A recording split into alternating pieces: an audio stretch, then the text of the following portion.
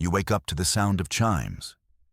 It is the first thing you hear every cycle, and the last thing you hear before sleep. Soft, melodic chimes that resonate from the very walls of your room. The light here is never harsh. It filters through crystalline structures. This casts gentle, shifting patterns on the floor. Everything in this world, this city of Eridor, is made of spun light. It is a place built from solidified music. Your hosts are the Lumina, tall, slender beings with skin that shimmers. They have a faint inner luminescence, like captured starlight. Their movements are graceful, flowing. They speak in tones that remind you of string instruments. They are beings of impossible beauty and peace. They found your escape pod, a charred metal coffin half buried in a field of glowing flora. They saved your life. They nursed you back to health with a kindness that felt overwhelming. They fed you food that tasted like sweet air and sunlight. They housed you in this guest chamber within their central spire. They tended to your wounds, both physical and mental, with healing frequencies, songs that vibrated through your body and eased the pain. They were, without question, the kindest beings you had ever met. And that kindness is why you feel so trapped. It is a prison of gentle concern, a gilded cage of overwhelming empathy. You are their permanent project, the broken creature from the void. Every time you try to speak of repair, of rescue, of home, they offer you a placid, serene smile. They place a cool, glowing hand on your shoulder. Rest, Starwalker, they chime. The void is so cold and empty. Here, you are safe. Here, you are warm. Their city is a jewel box, and they have closed the lid on you. You have to see the flaw. It is an engineer's curse. You cannot look at a structure without analyzing its integrity. On your first sanctioned walk through Eridor, you see it everywhere. The city is a masterpiece of art. Towers like frozen music stretch toward the planet's twin suns. Bridges of solid light, humming with energy, connect the spires. Walkways spiral around buildings like shimmering ribbons. But it is all made of crystal, a material so clear, so perfect, it seems to drink the light. And it is terrifyingly, catastrophically fragile. Your boots, the only piece of your gear they let you keep, feel like wrecking balls. Each step on the crystalline pathways sends a deep, dissonant thud through the ground, a sound that makes the Lumina nearby flinch. You find yourself walking on the balls of your feet. You are afraid a misplaced heel could shatter their entire world. It is like being a bull in a shop that sells entire cities made of china. You tried asking one of the elders about it. Lyris, the light, shaper, a being whose glow was a bit brighter than the others. You found him in a garden where flowers were made of slowly shifting light. Your city is beautiful, you began carefully. But is it strong? Lyris turned his smooth, featureless face toward you. His voice was the sound of 100 tiny bells. Our homes are not strong in the way you understand, Starwalker. They are not built of crude matter. They are shaped from harmony. They resonate with the world's song. They are one with the planet. You tried to explain seismic stress and material fatigue. He just smiled. We sing away the discord, he had explained, as if it were the simplest thing in the universe. A few weeks later, a tremor rumbled through the planet. Not a big one, a planetary hiccup. But a high, sharp zing echoed through the city. You saw it, a hairline fracture racing up a nearby tower. The Lumina rushed to the spot. They gathered and began to hum, their collective voices a harmonic tool. The crack slowly sealed. The crystal flowed back together like liquid. but you saw the strain in their glowing forms. You saw the deep, primal fear they tried to hide. Their beautiful world was one bad note away from shattering into a million pieces. Your confinement grows more, suggested. They do not lock your door, but they station a minder outside, a lumina who hums calming melodies whenever you seem agitated, which is always. You need a project. You need a solution. You are not designed for quiet contemplation. You are designed to fix things that are broken. And this entire planet is broken. You tell your minder you need to meditate on the outer harmonies. It sounds just spiritual enough to work. They reluctantly let you leave the city limits. You promise not to wander into dissonant zones. You immediately wander into the most dissonant zone you can find. You follow a dry, ancient riverbed, a long scar cutting through the landscape. The glowing flora of the city gives way to gray dust and sharp rock. For 3 days, you walk. Your suit's recycler provides water. Your emergency rations taste like chalk, but they keep you moving. The air grows still. The constant, faint chime of the planet that you had grown used to fades away. This place is silent, dead, and it is here you find it. You crest a ridge and stop dead. Below you is a valley, a vast, silent basin filled with giants, or what is left of them. Skeletons of a truly impossible scale lie half buried in the gray dust. Rib cages, bigger than star freighters, form cavernous arches against the sky. A single skull, long and elegant, is the size of a small mountain. It is a graveyard, a garden of fallen titans. You feel an immense sense of reverence and awe. But beneath that, a spark of pure, unadulterated engineering lust.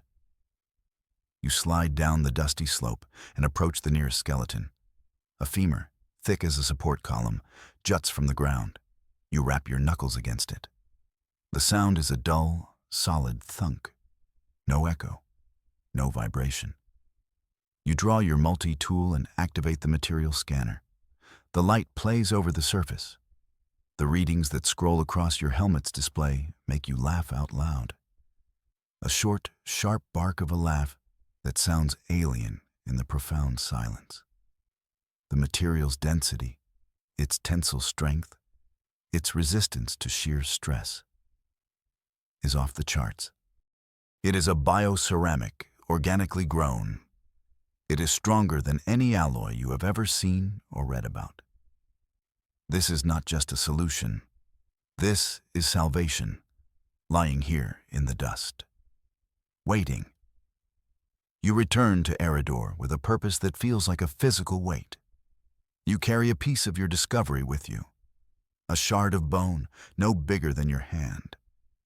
But it is dense, heavy with potential. It takes you a full day to secure an audience with the elders. They finally agree to see you in their council spire. The chamber is a vast, open space where sound carries perfectly. You stand in the center of the spire. 7 elders, including Lyris, the Light Shaper, sit on crystalline thrones around you. Their light pulses in a slow, calm rhythm. You begin by acknowledging their world's beauty. You praise their art, their harmony. Then, you state the facts.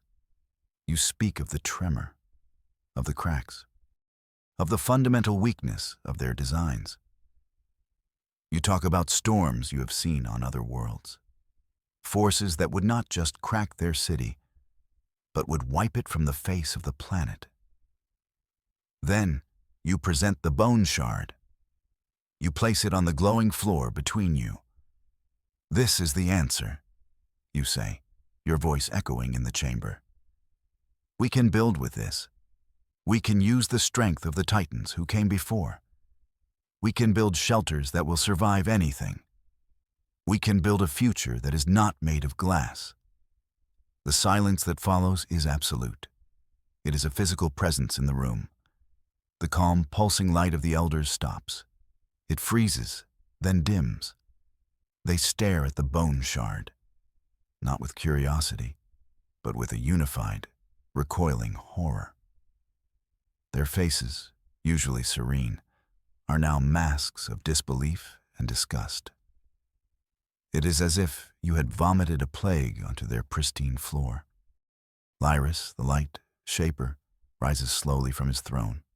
His inner light is a dull, angry gray. When he speaks, his voice has lost all its music. It is flat, sharp, and cold. You desecrate this sacred space. You bring a remnant of death into a house of life.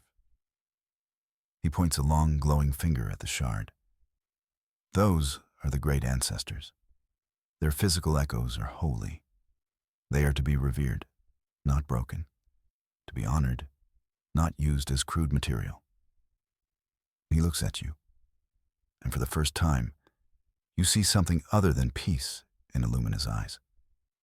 You see pure, undiluted hatred. Your mind is a plague of dissonance. You are not just a stranger. You are a profanity. They do not escort you from the chamber. They simply turn away, their light receding from you, leaving you alone in the dimming spire.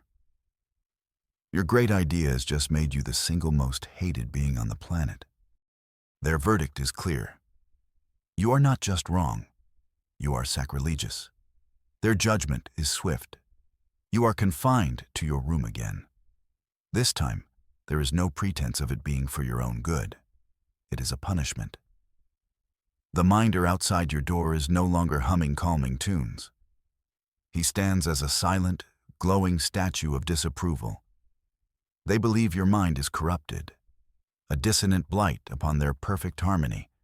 They increase the healing frequencies piped into your room, as if they can sing the engineering out of you. But you are a creature of action, a survivor. Their condemnation does not break you, it focuses you. You have been a patient, a guest, a curiosity. Now you are a pariah. And that gives you a strange kind of freedom. You have nothing left to lose. So you wait. You eat the sweet air food. You pretend to meditate on their healing songs. You let them think they are winning. Then, during the dim cycle, you act. The twin suns are gone.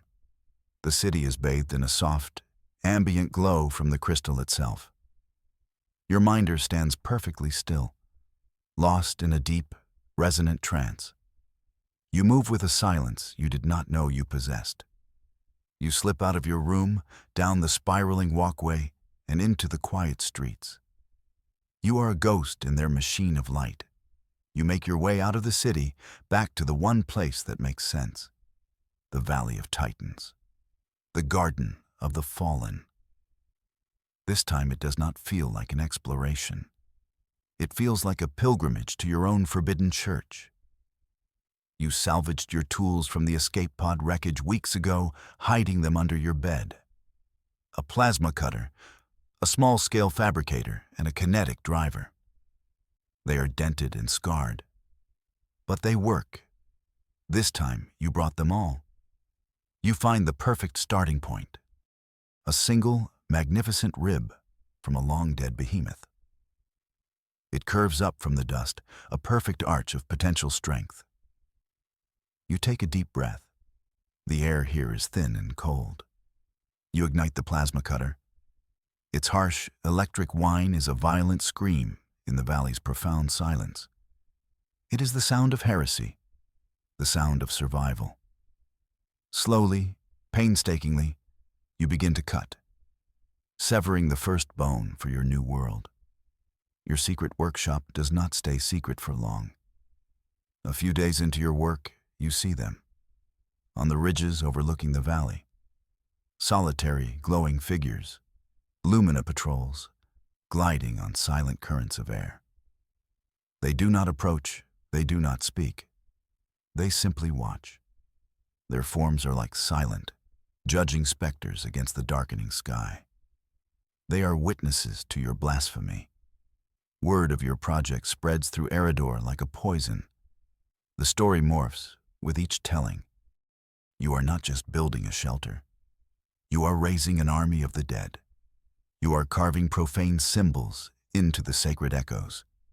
You become a creature of dark legend, the bone breaker, the architect of heresy, the human who spits on the souls of the ancestors.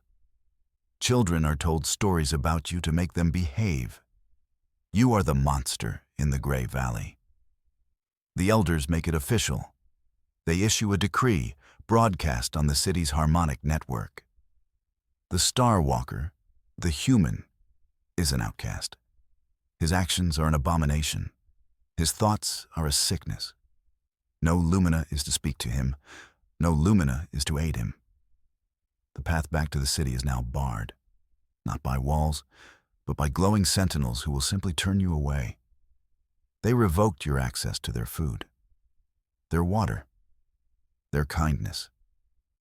They intend to isolate you completely, to let you starve physically and socially.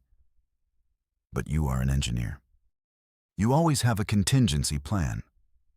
Your emergency rations from the pod are disgusting, nutrient-paced bars. But you have enough to last for weeks. Their shunning only pours fuel on the fire in your gut. Let them watch from the hills. Let them whisper their legends. You have a shelter to build. And a deep, gnawing feeling tells you that you are on a deadline. The sky itself feels like it is waiting for something. You continue your work, fueled by nutrient paste and spite.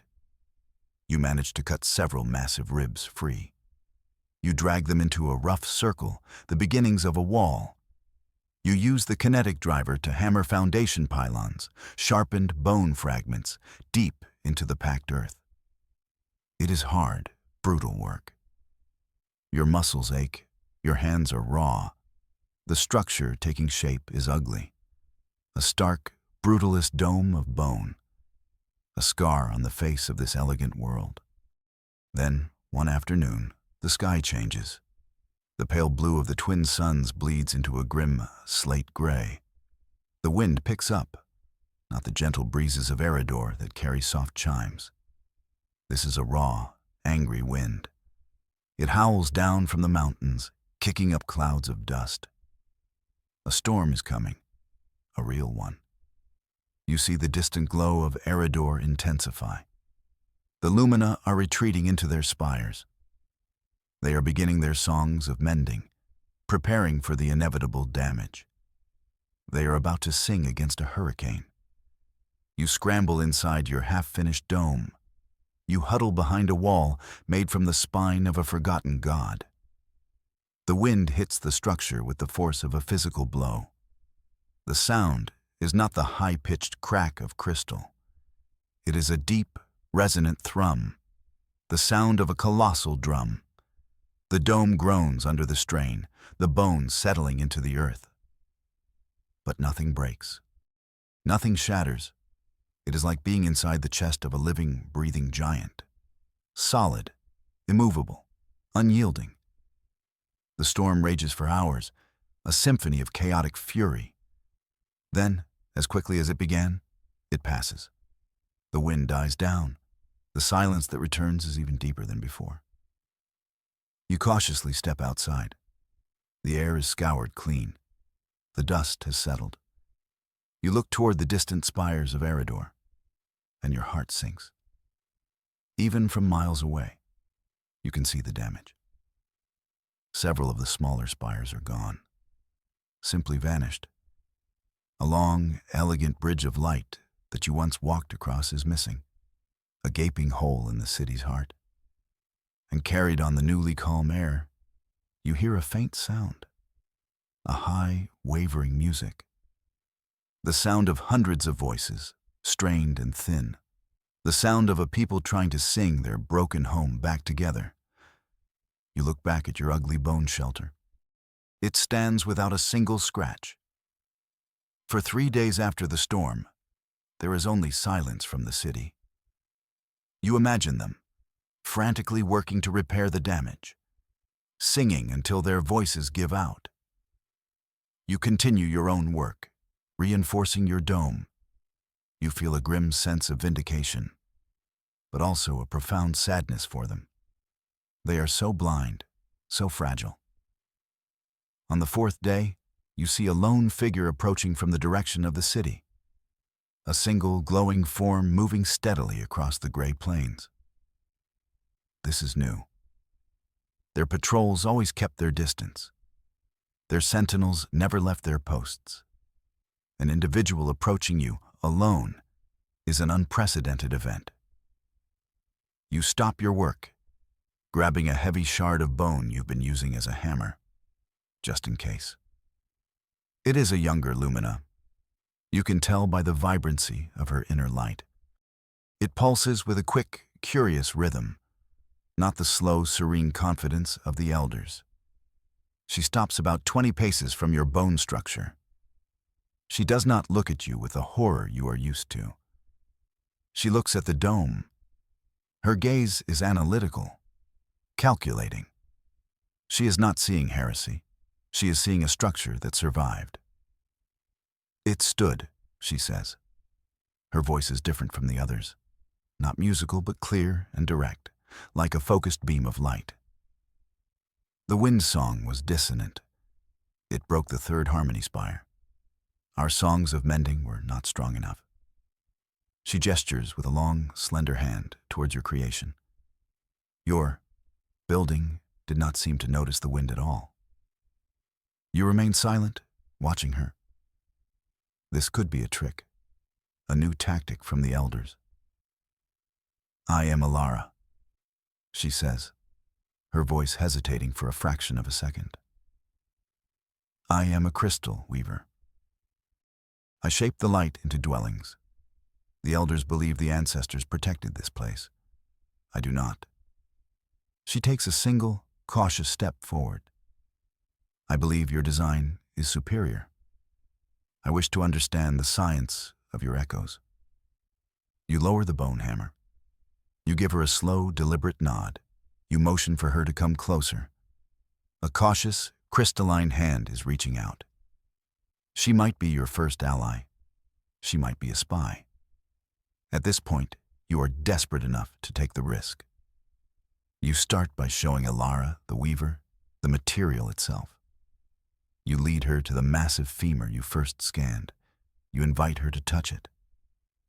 She hesitates, her fingers hovering over the bone for a moment, as if expecting it to burn her. Then, she makes contact.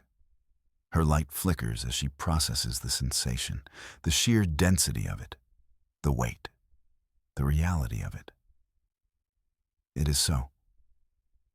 Silent, she whispers. There is no song in it.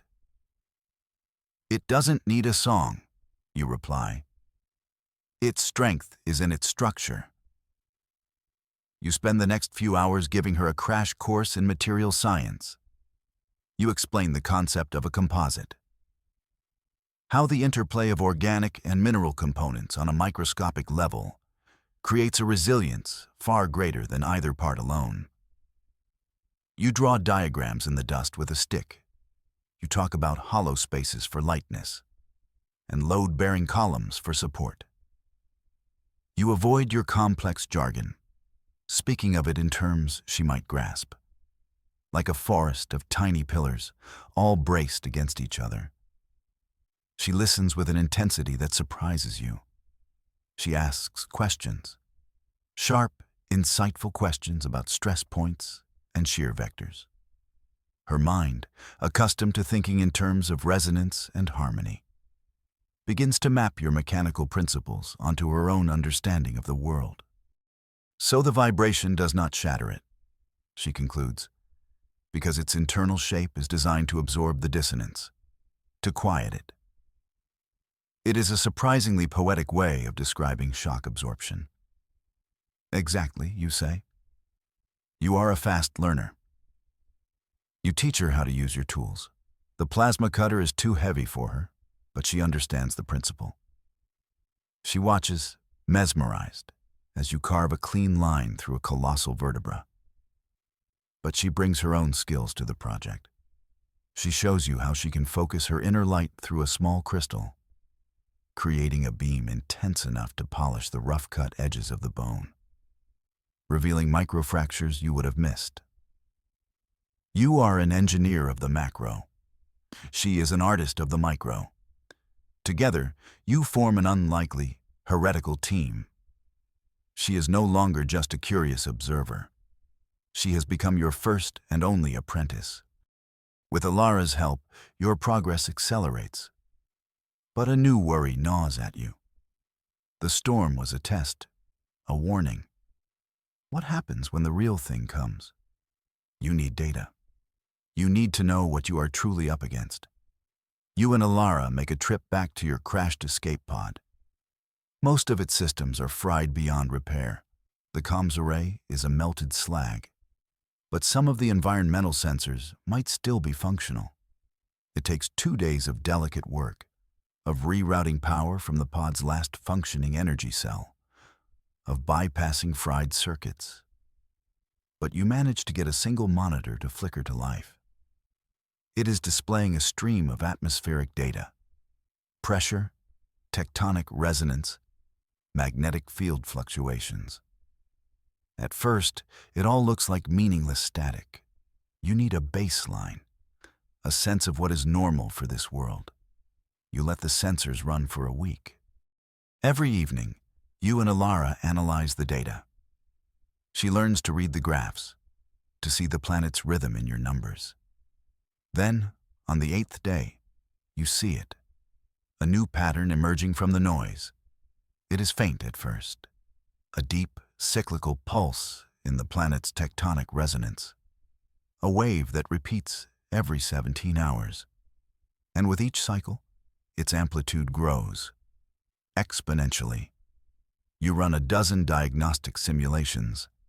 This is not a weather pattern. It is not a storm brewing. This is the signature of a planetary scale event, a resonance cascade building deep within the planet's core. You show the terrifying, upward curving graph to Alara.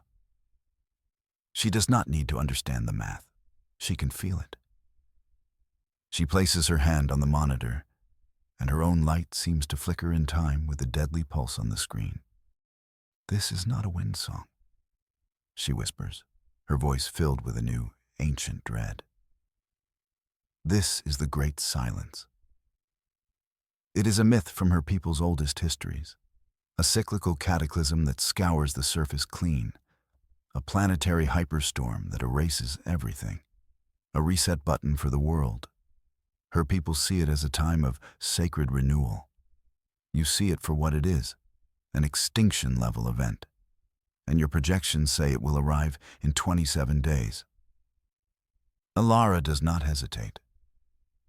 "I must take this to the elders," she says, her face grim. "They will not listen to you, the Bonebreaker. But I am a crystal weaver. They must listen to me." You want to argue, to go with her, but you know she is right. Your presence would only make them defensive. You are the embodiment of everything they fear. So you stay behind. You watch her glowing form shrink as she speeds back toward the city of glass. You spend the next few hours pacing inside the bone dome, a caged animal of your own making. Every minute stretches into an eternity. You run the numbers again and again, hoping for a mistake, hoping you are wrong. But the data is undeniable. The wave is coming. The planet is a ticking time bomb. Did you condemn them all by showing them the truth too late?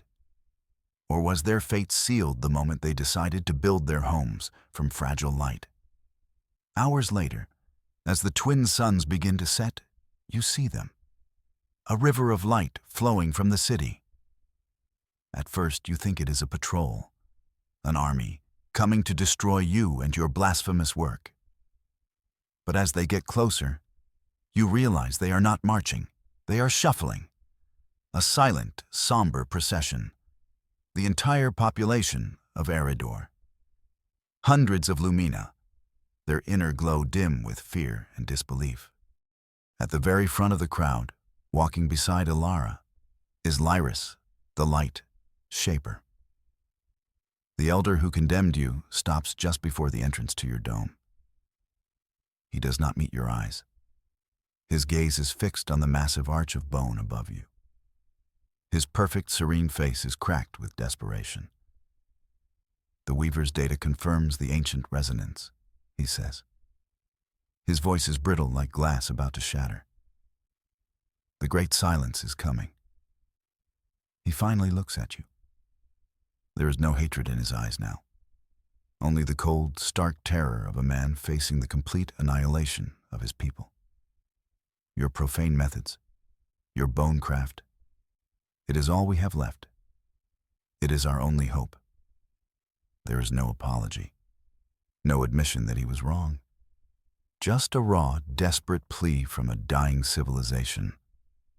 They have nowhere else to turn. In that moment, you cease to be the outcast. You have become the reluctant architect of their survival. The Valley of Titans transforms overnight. It becomes the largest, strangest construction site in the history of the galaxy. The Lumina, who have never performed a day of physical labor in their lives, become your workforce. They are not strong. Their slender bodies are not built for lifting and hauling. But there are hundreds of them, and they are driven by the most powerful force in the universe, the will to live. You are their foreman, their master builder, their commander. It is a role you never asked for. You organize them into teams, cutters, haulers, assemblers. You demonstrate the use of the plasma cutter. You show them how to find the strongest bones, how to identify the natural stress points. They are clumsy at first, awkward, but they learn with a speed that astounds you. Their innate understanding of harmony and balance translates surprisingly well to structural engineering.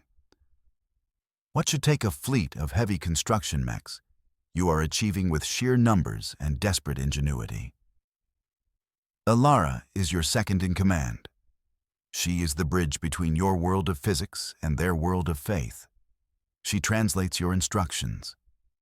The human says we must brace this joint. It is a point of great dissonance. She moves between the work crews, a glowing beacon of calm authority. She shows them how to apply their own unique skills to the project. They learn to use focused light beams in tandem, creating cutting tools of immense power. They learn to use harmonic vibrations to lift bones far too heavy for them to carry. The structure that rises from the valley floor is a miracle of impossible collaboration. It is a fusion of two completely alien philosophies. Your design provides the skeleton, a massive, interlocking dome of colossal bones. Their art provides the nervous system. They weave intricate lattices of crystal between the bone arches. The crystal is not structural, it is diagnostic. It hums with a soft light, changing color to reveal stress points in the bone. They learn to sing to the joints, their harmonic frequencies bonding the bone and crystal together at a molecular level. The result is a fortress that is both brutal and beautiful, a cathedral of survival, built from death to protect life. On the 27th day, the world falls silent.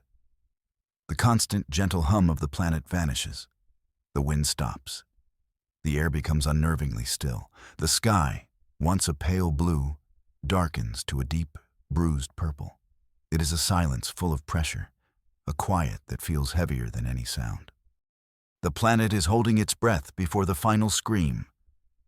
The great silence has arrived.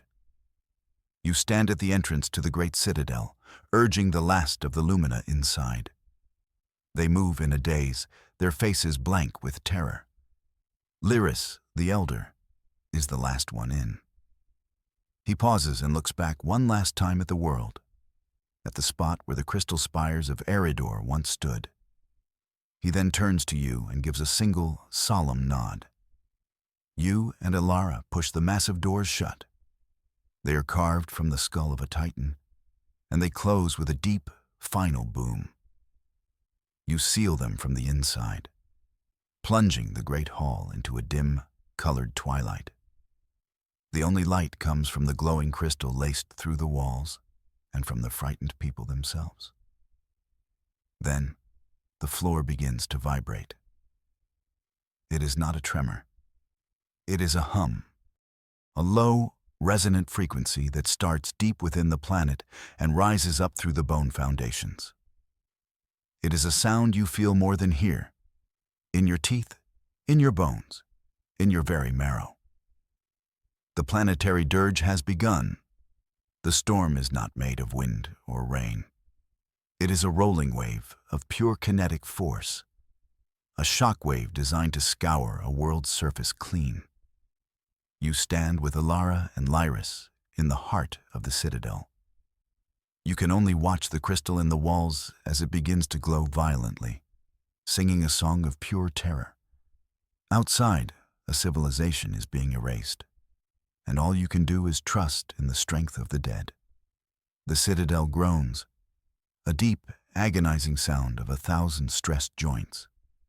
It is the sound of a mountain being squeezed. The entire structure shudders with each new wave of the storm. Dust, fine as powdered sugar, trickles from the seams where massive vertebrae are locked together. The light from the crystal lattices woven into the walls flickers wildly. It strops between brilliant white and terrifying darkness, mirroring the violent energy outside. The lumina are huddled in the center of the great hall, a sea of pale, flickering light. They have begun to hum, not a song of mending, but a low, soft keen, a collective sound of fear and hope and prayer. Their own inner light pulses in time with the shuddering of the fortress. You place your hand flat against one of the massive rib arches. The bone is vibrating so intensely it feels alive. It feels like the titan it once belonged to is trying to stand up, roaring its defiance against the storm. You can almost feel the echoes of the past within the vibrating structure. The memory of muscle and sinew that once clung to these bones. The ancient, impossible strength that carried these creatures across a younger, wilder world. Now, that same strength, that same perfect design, is a shield, a bulwark against planetary annihilation. The bones of the forgotten are locked in a final, titanic struggle, shielding the living from oblivion. For hours that feel like years, the planet screams its fury. The bone citadel groans and shudders and strains, but it holds. It is a ship caught in a cosmic hurricane, a tiny island of stability in an ocean of absolute chaos. You feel a strange, fierce pride swell in your chest. This monstrous, beautiful thing you designed. This great act of heresy that became their only salvation. It is working. The echoes in the marrow are holding back the end of the world. And then, it is over. The bone-shaking vibration stops. The planet's terrifying scream fades, replaced by a silence so profound it rings in your ears. The silence of a world wiped clean, a world reborn. For a long time, nobody moves. The only sound is the soft, collective breathing of several hundred survivors. The light from the crystal stabilizes, casting a calm, steady glow throughout the hall. Finally, you break the silence. "Open the doors," you say. Your voice sounds rough, alien, in the sudden peace. Several lumina hurry to the massive entryway. They heave against the internal locks. With a deep, grinding groan, the great doors carved from the Titan's skull swing outward. A new light pours into the hall. It is not the soft, filtered light of the old world. It is harsh, raw, and brilliant. The unfiltered light of the twin suns on a planet that no longer has an atmosphere. You are the first one to step outside. Alara is at your side. Lyris follows close behind. You step onto the gray bedrock and you stare. The world you knew is gone. utterly and completely. The valley, the mountains, the plains, everything has been scoured flat. There is no dust, no soil, no sign that anything ever grew here. The beautiful crystal city of Eridor has vanished without a trace, wiped from existence like a drawing on a slate. But you are alive. The lumina pour out of the citadel behind you, a river of pale light in a desolate, empty world. They stare at the devastation, at the blank canvas of their new planet. Then their gaze turns from the horizon to the structure that saved them, the fortress of bone and light. And finally, their gaze settles on you, the outcast, the heretic, the bone breaker. But you are not those things anymore. In their eyes, you are the one who listened to the wisdom of the dead, the one who built a future from the past. You are the founder of a new world. The day the glass shattered was the day your real work began.